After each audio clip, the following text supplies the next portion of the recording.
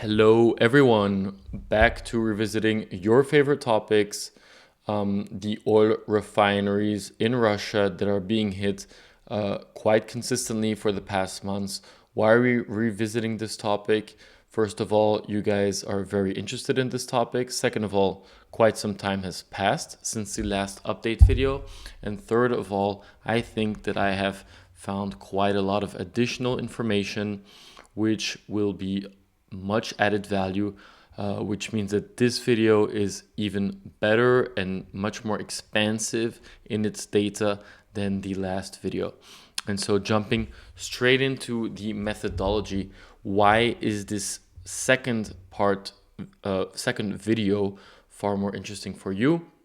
First of all, we had that desk research that I did in my last video regarding oil refineries and production of oil refineries and oil refinery hits, right?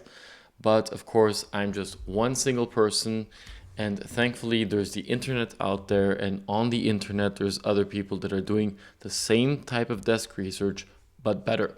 And so the first database that I added to my own desk research is a refinery status tracker. I'm going to put a link into the description to give the kudos, because I don't know who made this Excel list. I just remembered that I found it once on Reddit and I saved the link. But I'm going to put the link into the description so you guys can also take a look at it. That is really expansive, super useful. Identified a bunch of new refineries through that, and a bunch of new hits that I had missed and or false positives. And then the second new source that I identified is this image that I've seen floating around on Instagram. I've seen it on Reddit, and it's actually a very useful visual tool for people to understand what's going on. But also it has a couple of refineries that I did not have. I expanded my list with those, and hits that I did not have. So let's jump right in to that next slide. The original map that I had, I completely redid it from scratch again. So how does this map work? First of all, there's 45 refineries, and I categorize these big to small based on production. And so just FYI, based on another video, one of my past videos, we know why are oil refineries so important? Why is the petrol industry so important for Russia? Well, in 2023, 64% of Russian exports were oil or gas, majoritarily oil, right? So if Ukraine is destroying that refining capacity, that is a direct hit on the major income stream of Russia's, which it uses directly to fund the war. So that's why this is actually a relevant topic right now.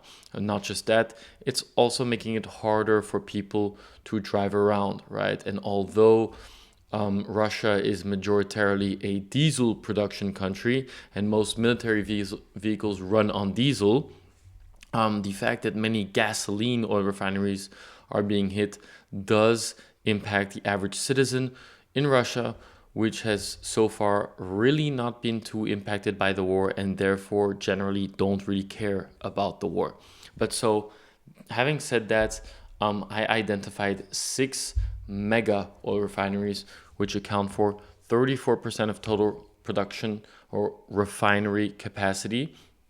What is a mega refinery? My classification is more than 15 million tons per annum of refining production capacity. Then we have 21 mids, as I call them, the orange numbers. These account for 51%.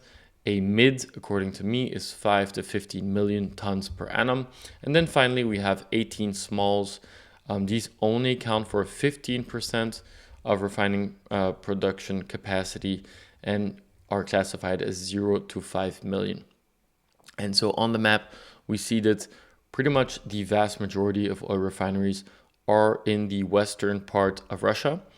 We see that I've identified 4 clusters. These are the red boxes where those numbers, although they are diagonal from each other, they are geographically clustered together. So they're easy, they're clustered pretty much on top of each other, but they are separate in a way. For example, the far right one is what I call the Bashkortostan oil refining cluster. In my last video, I just clumped them as one oil refinery, but I realized, okay, let's split those up because they're being hit separately, essentially, right? Another interesting thing is that 5 of the 6 mega oil refineries are in the west, but the number one biggest in Omsk is actually across the Urals. So the largest oil refinery is not in Western Russia, but 5 of the 6 largest are in Western Russia, right? And then another interesting thing is that there's only 2 oil refineries in the far, far east near China and Japan. And those are far out of reach of any Ukrainian potential hits, even with new technologies, maybe not from a sabotage attack, but those are the only 2, or maybe some of the middle ones are also that are considered to be entirely safe from Ukrainian drone strikes. So in this next slide, it's an updated version of my last slide. Percentage-wise, what parts of Russia account for how much percent of total refining production capacity. So again, 246 million tons of oil is refined in the western section, which in the bottom right, you see the little map where I show you what I considered west, central, or far east. 20% is in the central region of Russia, which is extremely large. So it's a very broad term, right? It's from right by the Urals to the Lake Baikal, and then only 3% in the far east. So it's pretty much inconsequential of an oil refining capacity, right? And we see that even the central, with its 20%, 33% or a third of that is actually being carried by Omsk, which is the largest oil refinery in Russia, and which has not been hit this year, but we're going to get to that, but it was hit last year. So we're probably going to be seeing that status also changing this year at some point in time, is my best guess. But so I'm already talking about hits. Let's jump straight into the next slide. Which oil refineries have been bombed in 2025? I'm not counting 2024. So 27 out of the 45 refineries are hit in 2025. I graphically represented a hit by the number having a explosion on it, yeah? And so these 27 oil refineries, they represent 72%, so almost 3/4 of refining capacity. And 26 out of the 27 are actually in the western region of Russia, or my definition of the western region of Russia. And so 26 out of the 32, so there's 32 oil refineries in the west, and out of those 32, 26 have been hit. And 1 out of the 11 central oil refineries were hit. That's the only one besides the 24. You can see there's 1 explosion. That's the Tyumen oil refinery. And obviously 0 of the 2 far eastern oil refineries have been hit. This means that when you look at the western region, as I said, 26 of the 32 have been hit. That just leaves 6 oil refineries not hit. And if you look at the numbers that don't have an explosion, the vast majority of those are actually yellow. And what does yellow mean? Those are very low production oil refineries. So the less important oil refineries, because they produce just 0 to 5 million tons per annum, right? And so the largest one that is still to be hit is the one in Omsk. And that's why I've said I believe that that one will be hit at some point in the near future, right? And so overall, my evaluation of this is clearly every single oil refinery in the West, or the vast majority of the oil refining capacity, is in range and is being hit. And when we look at the next slide, to what degree these have been hit, right? So on the western part, now we see the same graph, the production graph, which I've now remodeled and I've remodeled it with a bomb every time it's been hit. And I know that some of these bombs are tiny as we go down in the graph, but I just wanted to graphically represent it to you. So there have been 75 bombings, 74 of which were on the western region, right? And so we see that, for example, the largest oil refinery in the West was bombed 3 times, and the second largest was bombed 6 times, and the third largest was bombed once, and so on and so forth. And then we see some of these have been bombed so many times. We're into the 7 or 8 times that they've been consecutively bombed in 2025. And this is important because whenever you bomb an oil refinery, at some point it will be repaired. But in order to keep that refinery down, you need to just bomb it over and over again, right? And at some point, that oil refinery is just never going to be producing or refining oil at a full production level, right? And so it's actually, when you look at this graph, quite ridiculous how much some of these oil refineries have been hit, especially some of the mid-sized oil refineries. Some of these have been hit so many times, and I just cannot imagine working at one of these oil refineries whenever you have just finally repaired the part that was destroyed last time, and whenever you've just gotten that spare part that you needed, it just gets hit again, and you can start the whole process all over again. But the spare part is no longer available because every other oil refinery in Russia needs the same spare parts because they're all being hit at the same time. It must be really quite a nightmare to work in the sector right now. And then we see that there's only been one bombing in Central. That's that Tyumen oil refinery that I was talking about. And it was hit on October 7th. So we see that Ukraine is sort of starting the stretch across the Urals. It's its first little stretch across the Urals, and I doubt that it will be the last. So I have data on oil refinery bombings going back all the way to the start of the war, but I wanted to take a look at it graphically since 2024, because we know in 2024 there was talk of this oil refinery bombing campaign that was occurring during that year, and I wanted to compare it graphically with the current 2025 oil refining campaigns. And what I found interesting is that at the peak, I identified essentially 3 high-level bombing campaigns, right? And the first one I labeled as the idea. So in March of 2024, 10 oil refineries were hit, right? And that was a sudden big peak of a month, and then it went back down to very low numbers, right? So I identified just that 1 month of March as a real campaign. And the label is an idea because someone must have had the idea, hey guys, what about this? How about we do that? Let's try it out. Yeah, maybe we can really damage the Russian oil refining capacity. And they tried it, and I think they liked what they saw.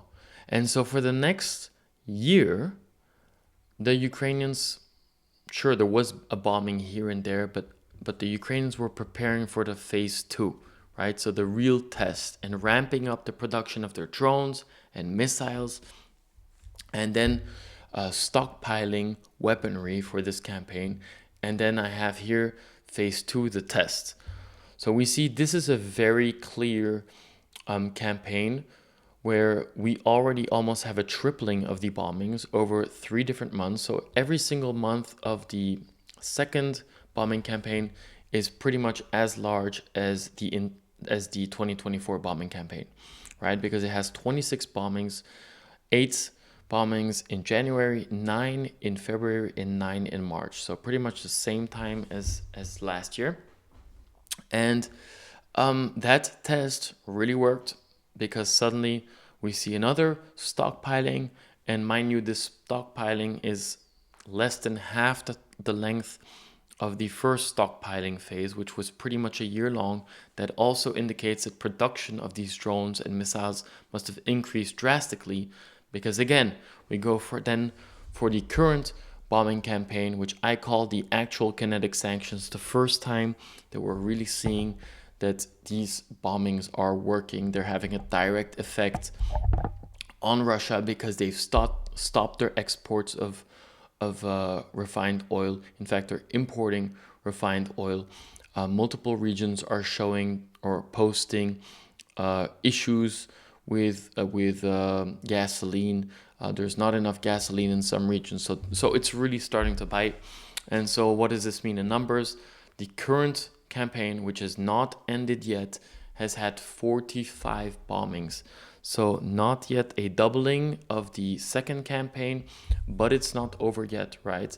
As I'm doing this video, I know that I've missed again 2, 3, or 4 oil refinery bombings or more since I made this video. So my expectation is if it went from 10 to 26, so almost a tripling from the first to the second campaign, we can expect, why not almost a tripling for this third campaign? And so if we know that the second campaign was 26 bombings, then we can at least expect 50 to 75 bombings as a range for, and I think we're already at 50, so it's probably going to be more towards the 75 range if the bombing campaign does not end of this month, so end of October, right? And if it keeps going into November with the same full strength, then that is a very reasonable assumption to make, right?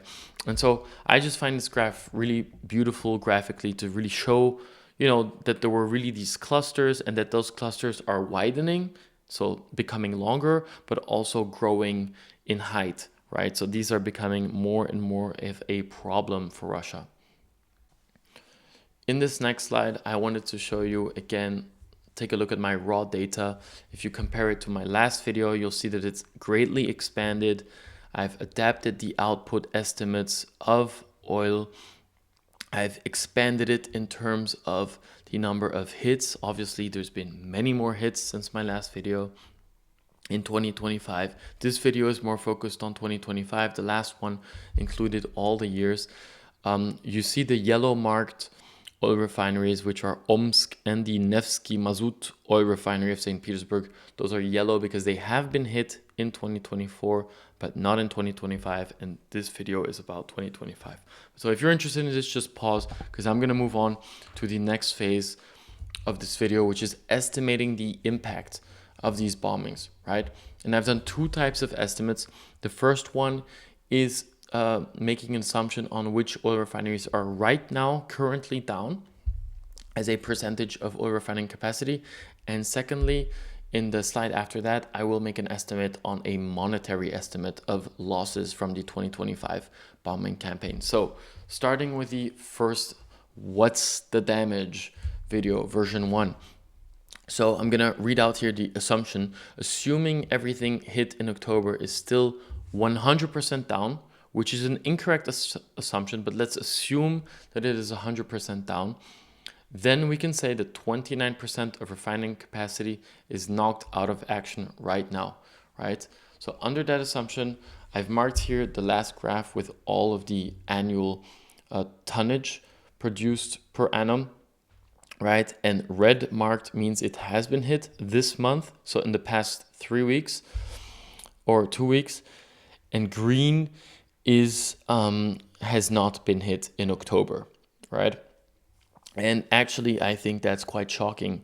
A third of the refining capacity has been hit. So worst case scenario, a third of oil refining or of oil cannot be refined as it used to be pre-war, right?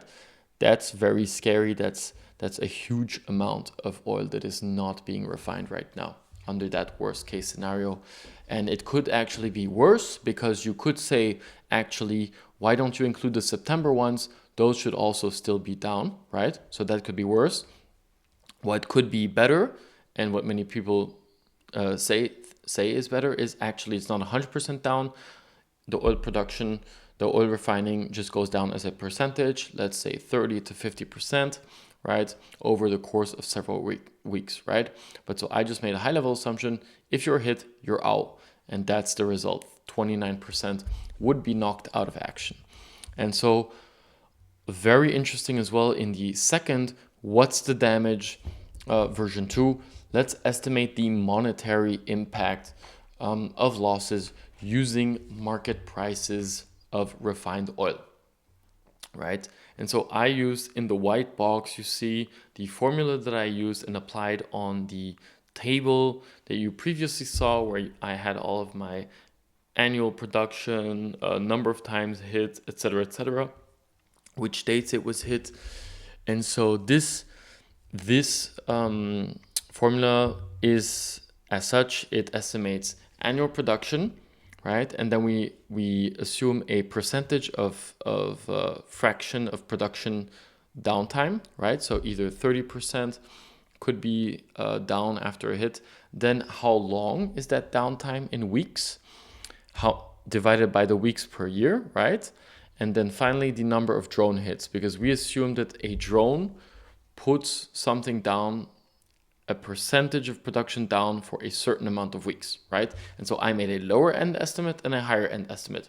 What's the lower end estimate? The lower end estimate is that 30% of the production is downed over 3 weeks per hit, right? So if refinery is hit multiple times, that is happening multiple times too, that 30% downtime, and multiple times 3 weeks. And here, this results in 11.5 million tons in production loss in 2025, which is only 4% of total annual production. And the high-end estimate is that there is a 50% downtime over 5 weeks per hit. And in that case, we increase to 39 million production loss in 2025, which is 10% of total Russian refining capacity, right? And then a very important note, though this is an annual loss, the majority, remember that the majority, if you remember that graph with the yellow bars, the vast majority is over the past 3 months, right? So October, September, August, right? So essentially, that 10% is just done on a very small amount of months in the year.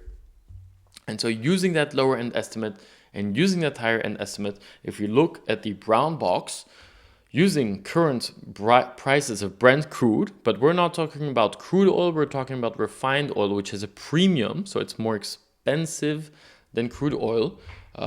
We can assume $650 per ton, and oil is quite low right now, but still $650 per ton.